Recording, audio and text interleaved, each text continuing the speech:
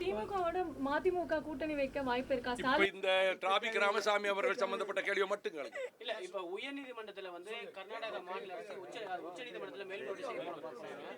இது நீங்க எப்படி பாக்குறீங்க? உங்க கருத்து என்ன சார்? ஜெயலலிதா உள்ளிட்ட 4 பேர் மீதான வழக்கு ஒரு நீதிமன்றம் தண்டித்தது. மேல்முறையீட்டில் இன்னொரு நீதிபதி விடுதலை செய்தார். அதை எதிர்த்து மீண்டும் உச்சநீதிமன்றத்தில் மேல்முறையீடு செய்வதென்று கர்நாடக அரசு முடிவெடுத்திருக்கிறது. நீதி வெல்லும் என்ற நம்பிக்கையை ஏற்படுத்தி இருக்கிறது.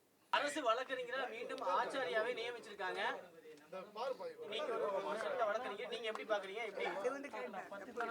தலை சிறந்த வழக்கறிஞர், நீதியை நிலைநாட்ட போராடுகிற தகுதியான வழக்கறிஞர் ஆச்சாரியா.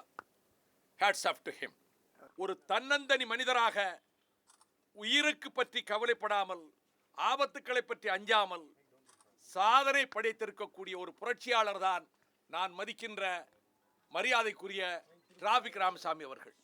பாண்டிய நாட்டு மன்னன் நெடுஞ்செழியனுக்கு முன்னால் கண்ணகி பெருந்தேவி நீதி கேட்டதை போல சுப்ரீம் கோர்ட் சீஃப் ஜஸ்டிஸ்க்கு முன்னாடி போய் 1000 கோடி ஊழல் நடந்திருக்கு, 200 கோடி கைமாறி இருக்கு, இதுக்கு நீங்க தான் பொறுப்பு, இந்த ஊழல் குற்றச்சாட்டுக்கு ஆளாயிருக்காங்கன்னு சொல்லி பகிரங்கமா சுப்ரீம் கோர்ட் சீஃப் ஜஸ்டிஸ்க்கு முன்னாடி அத்தனை வக்கீல் நாரிமன் இருக்கிற இடத்துல சொல்லக்கூடிய துணிச்சல் தமிழ்நாட்டை சேர்ந்த டிராபிக் ராமசாமி அவர்களுக்கு தான் இருந்தது.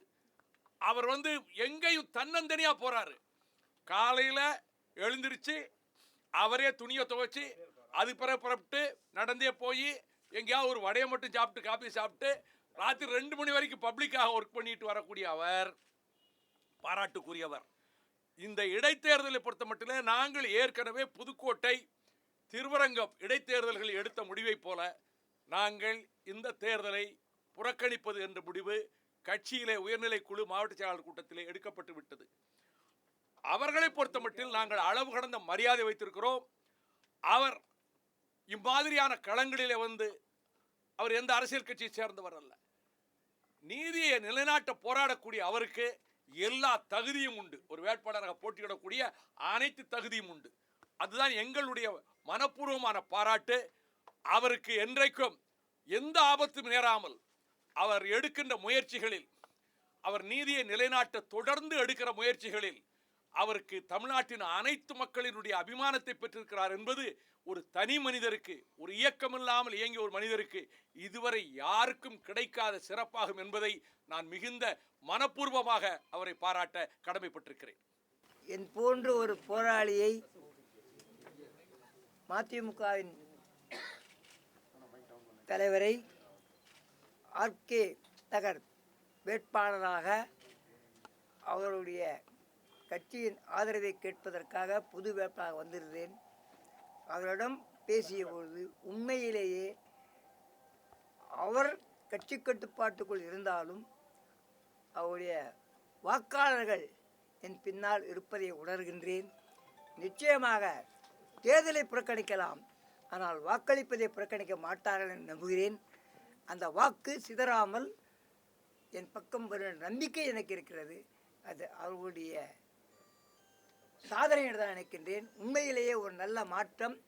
2016க்கு இது ஒரு அடிகோல் என்பதை நான் பெருமையோடு தெரிவித்துக் கொள்கிறேன் இந்த சந்திப்பிலிருந்து. ராமசாமி சார், நீங்க ஒரு சமூக ஆர்வலர், திடீர்னு அரசியலில் குதிக்கிறதுக்கான காரணம் என்ன?